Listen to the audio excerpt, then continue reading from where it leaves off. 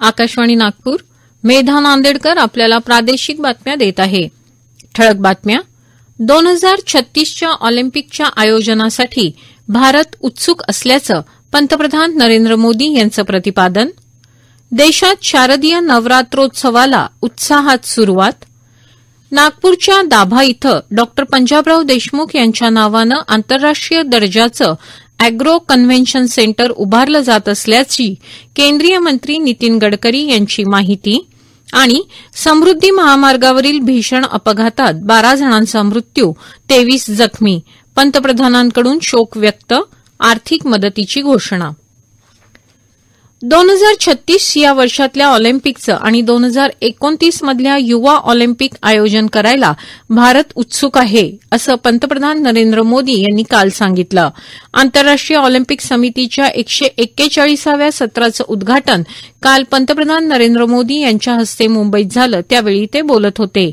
खेळ म्हणजे केवळ स्पर्धा नसतात. मानवता वृद्धिंगत व्हायला खेळांची मदत होते. खेळाची भाषा आणि खेळांमधील उत्साह हा वैश्विक असतो, असं प्रतिपादन त्यांनी यावेळी बोलताना केलं. प्राचीन काळापासून खेळ हा आपल्या जीवनशैलीचा अविभाज्य भाग आहे आणि त्याशिवाय आपले सण अपूर्ण आहेत, असं पंतप्रधान म्हणाले. भारतीय लोक हे केवळ क्रीडाप्रेमी नाहीत, तर खेळ हे आमचं जगणं आणि आमचा श्वास आहे, असंही ते म्हणाले. या कार्यक्रमासाठी आंतरराष्ट्रीय ऑलिम्पिक समितीचे अध्यक्ष थॉमस बाख आणि आयओसीचे इतर सदस्य, भारतीय क्रीडा क्षेत्रातील नामवंत व्यक्ती आणि विविध क्रीडा महासंघांचे प्रतिनिधी देखील उपस्थित होते.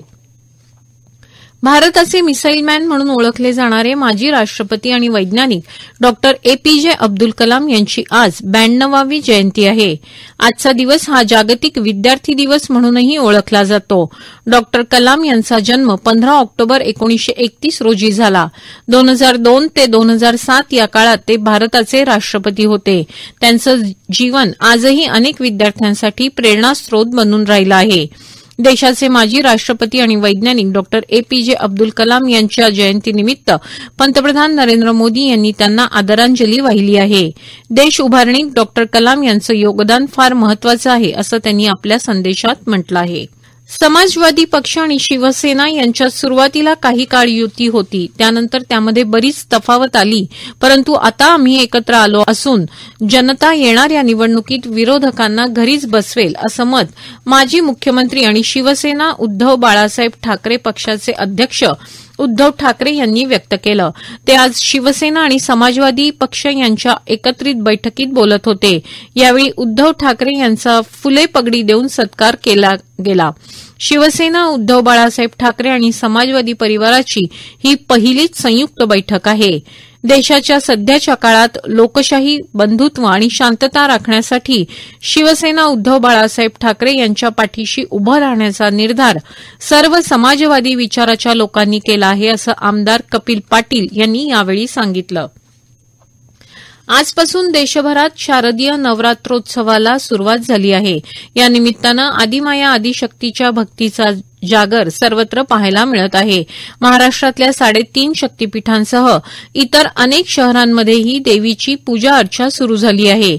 उत्तरेकडच्या राज्यांमध्ये या दिवसांमध्ये रामलीला महोत्सवही साजरा होत असतो. यामध्ये स्थानिक कलाकार रामायण सादर करत असतात, ज्याची सांगता दसऱ्याच्या दिवशी रावण दहनानं होत असते. राज्यात अनेक ठिकाणी सार्वजनिक नवरात्रोत्सवालाही सुरुवात झाली असून देवीच्या मंदिरांमध्ये भक्तांची गर्दी दिसून येत आहे. पश्चिम विदर्भाचं कुलदैवत असलेलं अमरावती येथील श्री अंबादेवी एकवीरा देवी मंदिरात आजपासून शारदीय नवरात्र उत्सवाला मोठ्या उत्साहात सुरुवात झाली. पहाटे घटस्थापना, अभिषेक, भजन, संकीर्तन, महाप्रसाद असा 9 दिवसांचा कार्यक्रम संस्थानाच्या वतीनं राबवण्यात येणार आहे. गोंदिया जिल्ह्यात संभाव्य एकूण 540 सार्वजनिक दुर्गामूर्ती प्रतिष्ठापना होणार असून 533 शारदा देवींची स्थापना होणार असून 75 अधिकाऱ्यांसह 600 पोलीस अंमलदार आणि होमगार्डची नियुक्ती बंदोबस्तासाठी करण्यात आली असल्याची माहिती आमच्या प्रतिनिधीनं कळवली आहे. नागपूरच्या कोराडी इथं देखील माता जगदंबेची आरती करून नवरात्र उत्सवाला सुरुवात झाली आहे. या प्रादेशिक बातम्या आपण आकाशवाणीच्या नागपूर केंद्रावरून ऐकत आहात. आमच्या केंद्रावरील सर्व बातम्या ऐकण्यासाठी आणि ताज्या घडामोडी जाणून घेण्यासाठी Marathi news Nagpur all India radio या आमच्या युट्यूब चॅनलला नक्की सबस्क्राईब करा. डॉक्टर पंजाबराव उपाख्य भाऊसाहेब देशमुख यांच्या नावानं विदर्भातील शिक्षण क्षेत्राला जशी दिशा मिळाली तशीच कृषी क्षेत्रालाही मिळणं आवश्यक आहे. भारताचे पहिले कृषी मंत्री म्हणून त्यांनी जे व्हिजन लोकांपुढे ठेवलं ते आज आत्मसात करण्याची गरज आहे. त्यांच्या नावानं कृषी क्षेत्रावर दीर्घकालीन चांगले परिणाम करणारे प्रयोग केल्यास तीच खरी आदरांजली ठरेल, असं प्रतिपादन केंद्रीय मंत्री नितीन गडकरी यांनी केलं. राष्ट्रसंत तुकडोजी महाराज नागपूर विद्यापीठाच्या वतीनं डॉक्टर पंजाबराव उपाख्य भाऊसाहेब देशमुख यांच्या 125व्या जयंतीनिमित्त अमरावती रोडवरील गुरू नानक भवन इथं व्याख्यान आयोजित करण्यात आलं. त्यावेळी गडकरी बोलत होते. अमरावती मार्गावरील दाभा इथं डॉक्टर पंजाबराव देशमुख यांच्या नावानं आंतरराष्ट्रीय दर्जाचं अॅग्रो कन्व्हेन्शन सेंटर उभारलं जात असल्याची माहितीही त्यांनी यावेळी दिली. शेतीविषयक अद्ययावत तंत्रज्ञानाचा उपयोग करून ग्रामीण भागाचं चित्र बदलता येऊ शकतं, असं यावेळी गडकरी म्हणाले. चंद्रपूर येथील पवित्र दीक्षाभूमीवर धम्मचक्र अनुप्रवर्तन दिवस साजरा करण्याची उज्ज्वल परंपरा आहे. यावर्षी सुद्धा आजपासून 67वा धम्मचक्र अनुप्रवर्तन सोहळ्याला सुरुवात झाली आहे. पुस्तकांचे स्टॉल, आरोग्य विभाग, समाजसेवी संघटनांनी या ठिकाणी स्टॉल लावले आहेत. केंद्रीय संचार ब्युरो वर्धा क्षेत्रीय कार्यालयाच्या पुढाकारातून डॉक्टर बाबासाहेब आंबेडकर यांच्या जीवनावर आधारित मल्टीमीडिया छायाचित्र प्रदर्शन 17 ऑक्टोबरपर्यंत बघता येणार आहे.